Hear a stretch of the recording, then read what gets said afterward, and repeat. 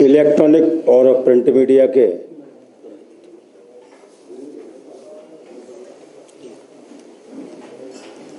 सभी हमारे पत्रकार बहनों भाइयों सभी को नमस्कार।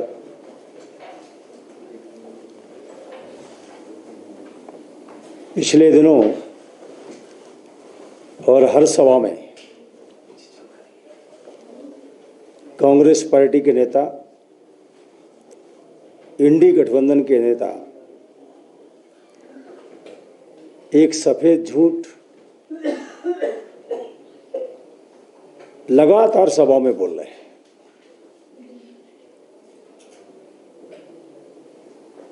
संविधान खतरे में है, SC ST का आरक्षण खत्म कर देंगे, लोकतंत्र बचाओ, हर सभा में बोल रहे हैं। मैं आज आपके माध्यम से संविधान को खतरा किससे है, आरक्षण में SC ST OBC के हकों को मारा किसने है, लोकतंत्र कब कब खतरे में रहा है, किसके कारण खतरे में रहा है, इस संबंध में आपसे मैं कुछ बातें शेयर करना चाहता हूं। मित्रों, 1950 में जब संविधान सौंपा गया था और उसके 2 साल पहले संविधान सभा के सभी समाज धर्मों के जो भी हमारे नेता थे, उन्होंने हस्ताक्षर किया है और लिखा है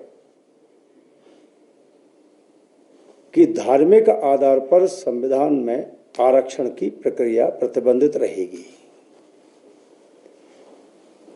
ये हमारे जितने भी संविधान सभा की टीम थी, सबने दस्तखत किए उसमें प्रथम पृष्ठ पर। लेकिन मुझे ऐसा लग रहा है कि कांग्रेस पार्टी और इंडी गठबंधन धार्मिक आधार पर आरक्षण देकर वो संविधान सभा के सभी समाज धर्मों के जो नेता थे और बाबा साहब अम्बेडकर का और भारतीय संविधान का कहीं ना कहीं अपमान कर रहे हैं। इंडी गठबंधन के सदस्य सुप्रीम कोर्ट, हाई कोर्ट के निर्णयों को भी नहीं मानते हैं, उनका भी अपमान करते हैं।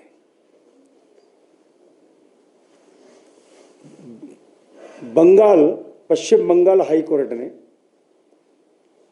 OBC के नाम पर अल्पसंख्यकों को दिया जाने वाला जो आरक्षण था उसको समाप्त कर दिया है। लेकिन उनकी महत्वपूर्ण सदस्य ममता बनर्जी ने सभाओं में कहा है कि हम हाई कोर्ट के निर्णय को नहीं मानेंगे, यानी कि हाई कोर्ट के निर्णयों को अपमानित करना, न्यायाधीश के निर्णयों को चुनौती देना, ये इंडी गठबंधन के लोग भी कर रहे हैं। सुप्रीम कोर्ट ने सावानों के मामले में जो निर्णय दिया था उसमें संविधान संशोधन करने का काम कांग्रेस पार्टी ने ही किया था। इलाहाबाद हाई कोर्ट ने इंदिरा गांधी का चुनाव शून्य किया था, उनका चुनाव अवैध माना था। लेकिन उन्होंने अपनी कुर्सी बचाने के लिए, अपने स्वार्थ के लिए भारत के संविधान की आत्मा को कुचला था, आपातकाल लगाकर। प्रेस की स्वतंत्रता छीन ली, न्यायालय के निर्णयों को बंधक बना लिया और जिन्होंने भी लोकतंत्र बचाओ और संविधान बचाओ को नारा लगाया, ऐसे विपक्षी दलों के नेताओं को भी अवैधानिक ढंग से निर्दोष होने के बाद भी देश की जेलों में ठूसने का काम किया। देश में संविधान था लेकिन संविधान दिवस नहीं था। कांग्रेस ने अपने पूरे कार्यकाल में संविधान डे मनाने का काम नहीं किया, कॉन्स्टिट्यूशन डे मनाने का काम नहीं किया। लेकिन नरेंद्र मोदी जी ने 2015 से संविधान दिवस सरकारी स्तर पर मनाना चालू किया। सुप्रीम कोर्ट ने भी 2 दिन संविधान दिवस मनाने का निर्णय किया। और इतना ही नहीं किया है तो नरेंद्र मोदी जी ने 2015 में संसद के भीतर राज्यसभा और लोकसभा में 2 दिन 2 रात तक संविधान पर डिबेट भी कराने का काम किया। लेकिन उल्टा कांग्रेस ने जो हमारे बच्चों को पाठ्यक्रम में संविधान का जो प्रस्तावना पढ़ाई जाती थी, उस प्रस्तावना को ही कांग्रेस पार्टी ने हटा दिया। इसी कारण से संविधान सभा के सभी सम्मानित नेताओं के खिलाफ कांग्रेस गई, हाई कोर्ट और सुप्रीम कोर्ट के निर्णयों के खिलाफ कांग्रेस गई। और इतना ही नहीं किया, केवल संविधान का अपमान नहीं किया, उसकी हत्या नहीं की, बल्कि कांग्रेस ने संविधान बनाने वाले बाबा साहब अंबेडकर का भी राजनीतिक और सामाजिक जीवन समाप्त करने की कोई कसर नहीं छोड़ी। जम्मू कश्मीर में बाबा साहब अंबेडकर के मना करने के बाद भी, और नेहरू जी से मना की, शेख अब्दुल्ला से मना की, इसके बाद भी 370 धारा लगाकर एक देश एक संविधान का अपमान किया। नरेंद्र मोदी जी के नेतृत्व में 3 साल पहले एक देश एक संविधान की भावना का पालन करते हुए धारा 370 खत्म कर दी और उसके कारण जम्मू कश्मीर आज शांति का टापू बन गया है। पत्थर नहीं है, बम विस्फोट नहीं है, आतंकवादी घटना नहीं कि छुटपुट हो सकती है। जम्मू कश्मीर में धारा 370 के दुष्परिणाम क्या थे, ये मैं आपको गिनाना चाहता हूं। हमारे सफाई कर्मी को सफाई करने का तो अधिकार था, लेकिन नौकरी को स्थायी रूप से प्राप्त करने का अधिकार नहीं था। SC ST को नौकरी में आरक्षण समाप्त था। विधानसभा में आरक्षण नहीं था। देखिए आप, हिमाचल में, उत्तराखंड में, शेष देश में विधानसभा में आरक्षण था, लेकिन जम्मू कश्मीर में नहीं था। पहली बार जम्मू कश्मीर में SC को 7 सीट और 9 सीटें आदिवासियों के लिए आरक्षित हुई हैं, यानी कि भारत के संविधान का सम्मान किया है। नरेंद्र मोदी जी ने आप सबके बीच में कहा था कि मैं संविधान का सम्मान करता हूं और संविधान को मैं राष्ट्र ग्रंथ मानता हूं। जब वो CM थे तो अपनी विधानसभा सुरेंद्रनगर में सबसे पहले हाथी पर मस्तक पर और हिंदुस्तान के संविधान को रखकर उन्होंने एक बहुत बड़ी यात्रा निकाली थी, यानी कि संविधान को सम्मान दिया था। तो कुल मिलाकर संविधान का अपमान करने वाली, उसकी आत्मा को चोट पहुंचाने वाली, उसकी भावना के विरुद्ध काम करने वाली कांग्रेस पार्टी एक पाप को छुपा रही है। वो SC ST संविधान खत्म करने के पर्दे के भीतर वो SC ST के आरक्षण और OBC के आरक्षण को, हकों को छीनकर वो अल्पसंख्यकों के नाम पर, पिछड़े वर्ग के नाम पर मुस्लिमों को आरक्षण देना चाहती है, जो संविधान के खिलाफ है। ये मैंने एक पार्ट बताया आपको। दूसरा पार्ट मैं आपको बताता हूं। डॉक्टर बाबा साहब अंबेडकर ने संविधान लिखा, लेकिन बाबा साहब अंबेडकर को 1952 के चुनाव में उत्तर मुंबई, 1954 के चुनाव भंडारे में हराने का पाप किसी पार्टी ने किया था, तो वो कांग्रेस पार्टी है। बाबा साहब अंबेडकर संसद में अपने लिए नहीं जाना चाहते थे और उन्होंने अपने लिए किया भी कुछ नहीं है। बाबा साहब अंबेडकर भारत के गरीब, शोषित, वंचित, उनकी महिला श्रमिकों की हक की लड़ाई लड़ने के लिए संसद जाना चाहते थे, लेकिन कांग्रेस ने उनको हराने का पाप किया।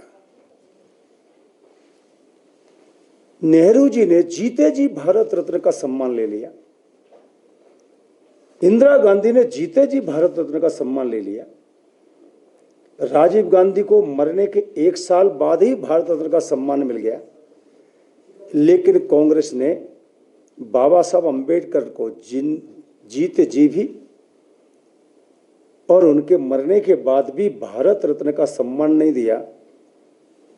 ये बहुत बड़ा पाप कांग्रेस पार्टी ने किया था। राज्यसभा और लोकसभा के बीच में जो केंद्रीय कक्ष सेंट्रल हॉल है, उसमें प्रथम मंत्रिमंडल के सभी प्रमुख नेताओं के तेलचित्र आदमकद लगे थे। लेकिन कांग्रेस पार्टी ने बाबा साहब भीमराव अंबेडकर का तेलचित्र नहीं लगाया और ये भारत रत्न और तेलचित्र, ये दोनों ही जो काम किए हैं, ये बीपी सिंह की सरकार के समय अटल बिहारी वाजपेयी और लाल कृष्ण आडवाणी के प्रयासों से मिलना हुआ। मैं इसलिए ये बात कह रहा हूं कि कांग्रेस दलित विरोधी भी है, कांग्रेस अंबेडकर विरोधी भी है, कांग्रेस संविधान विरोधी भी है। देखिए, भारतीय जनता पार्टी ने कभी किसी चुनाव में धार्मिक आधार पर कोई बात नहीं की है। लेकिन यदि कांग्रेस और इंडी गठबंधन अफवाहें पैदा करेगी तो उसका जवाब भी प्रामाणिक तौर से देना पड़ेगा। जामिया मिलिया इस्लामिया विश्वविद्यालय दिल्ली, अलीगढ़ मुस्लिम यूनिवर्सिटी दिल्ली, क्या इन दोनों में एससी को आरक्षण नहीं मिलना चाहिए, आदिवासी को आरक्षण नहीं मिलना चाहिए? कांग्रेस ने उस आरक्षण को वहां खत्म कर दिया। अब ये बात नहीं, अगर ये बात करते हैं तो मुसलमान विरोधी हो जाती है। लेकिन आप कुछ भी बोलते रहे, झूठ। हम प्रामाणिक तौर से बोलना चाहते हैं, आप झूठ बोलते हैं, यानी कि आप नहीं, मतलब कांग्रेस इंडी गठबंधन। तो झूठ का पर्दाफाश करने के लिए प्रामाणिक जवाब देना पड़ेगा और इसके लिए पार्टी तैयार है। सर, आपने बात की कि जामिया मिलिया इस्लामिया यूनिवर्सिटी में एससी एसटी के ओबीसी बच्चों को आरक्षण मिलना चाहिए, तो ओबीसी में मुस्लिम समुदाय की कुछ जातियों के आरक्षण से दिक्कत क्यों?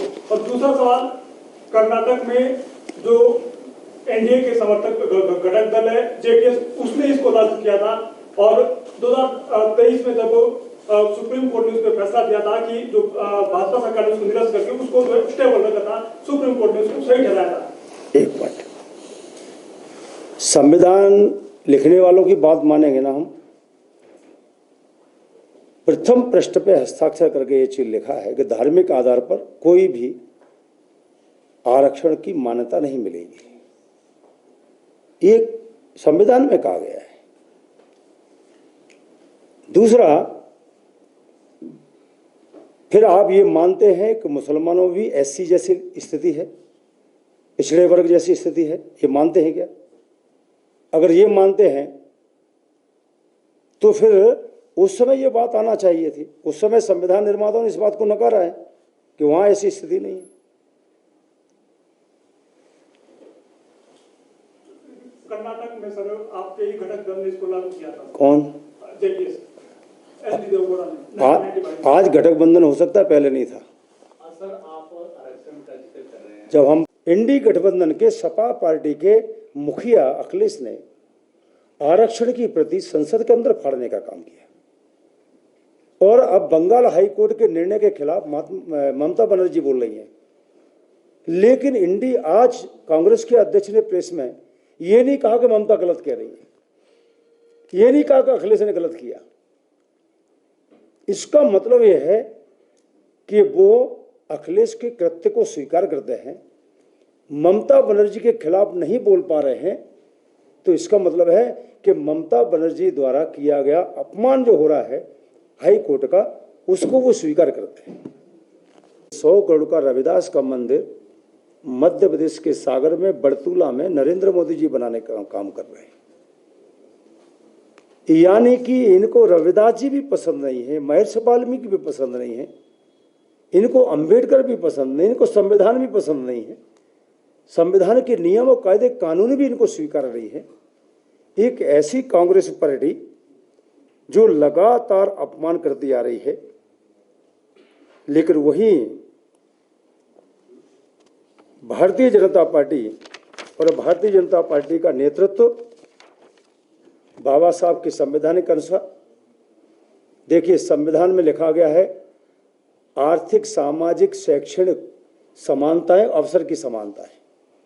नरेंद्र मोदी जी ने पहली बार हिंदुस्तान के मंत्रिमंडल में 12 अनुसूचित जाति के मंत्री बनाकर, 11 एसटी के मंत्री बनाकर, 11 महिला मंत्री बनाकर और 28 ओबीसी मंत्री बनाकर ये संविधान की जो भावना है उसके अनुसार मोदी जी ने काम करने का काम किया। 3 स्टेटों में राज्यपाल बनाने का काम किया। वो कहते हैं कि हम दलित विरोधी हैं, मुस्लिम विरोधी हैं, आदिवासी विरोधी हैं। अटल बिहारी वाजपेयी ने अब्दुल कलाम जी को राष्ट्रपति बनाया। नरेंद्र मोदी जी ने रामनाथ कोविंद जी का प्रस्ताव रखा और मुर्मू जी को पिछले कार्यकाल में राष्ट्रपति बनाने का प्रस्ताव भाजपा ने रखा है। और तब देखो, आज दलित और एससी की बात कर रहे हैं वो, तब वो कहते थे रबर स्टैंप को राष्ट्रपति बना रहे, यानी कि महिलाओं का भी अपमान और आदिवासी बहन का भी अपमान, आदिवासियों का अपमान। हम चाहते, यदि वो कहते कि हम SC ST के पक्षधर हैं तो अपना प्रत्याशी नहीं लड़ाते, निर्विरोध चुनाव बनाकर भेजते तो लगता कि वो SC ST के पक्षधर हैं। कुल मिलाकर कांग्रेस के खाने के दांत कुछ हैं, दिखाने के कुछ हैं। 73 चुनी हुई राज्य सरकारों को अवैधानिक ढंग से गिराने का काम, संविधान की भावना के खिलाफ, नियम के विरुद्ध सरकारें गिराने का काम किया। 103 संशोधन भारत के संविधान में हुए हैं, 8 केवल भारतीय जनता पार्टी के नरेंद्र मोदी की सरकार ने किया है, 90 से ज्यादा कांग्रेस ने किए। तब उन्होंने कहा संविधान कभी नहीं का खतरे में है। लेकिन नरेंद्र मोदी ने जो संविधान में संशोधन किए हैं, मैं आपको गिनाना चाहता हूं। उन्होंने संविधान संशोधन किया सुप्रीम कोर्ट के निर्णय के खिलाफ। हमने संविधान संशोधन किए न्यायाधीशों की नियुक्ति में कॉलेजियम बनाकर, सुप्रीम कोर्ट द्वारा SC ST वाले मुद्दे को लेकर, कर सेवा GST के मामले में, पिछड़ा वर्ग आय को संवैधानिक दर्जा देने के मामले में, आर्थिक रूप से कमजोर जो लोग हैं उनको आरक्षण देने में, यानी कि सामान्य वर्ग को भी 10% आरक्षण, वित्त आयोग को संवैधानिक जो अनुसूची है 6वीं उसके प्रावधानों के संबंध में, श्रमिकों के संबंध में, यानी कि जन कल्याण के संबंध में भारतीय जनता पार्टी ने संशोधन किए हैं। लेकिन उन्होंने अपनी सरकार बचाने के लिए सुप्रीम कोर्ट के निर्णय के खिलाफ संशोधन किए हैं। तो कुल मिलाकर मैं आप सबके बीच में कहना चाहता हूं, कांग्रेस पार्टी न कानून को मानती है, न संविधान को मानती है। दलित, आदिवासी और पिछड़ा उनके लिए केवल वोट बैंक है, महिला केवल उनके लिए वोट बैंक है। नहीं तो कांग्रेस इतने वर्षों रही है 33% आरक्षण महिलाओं को दे देती, नहीं दे पाई है।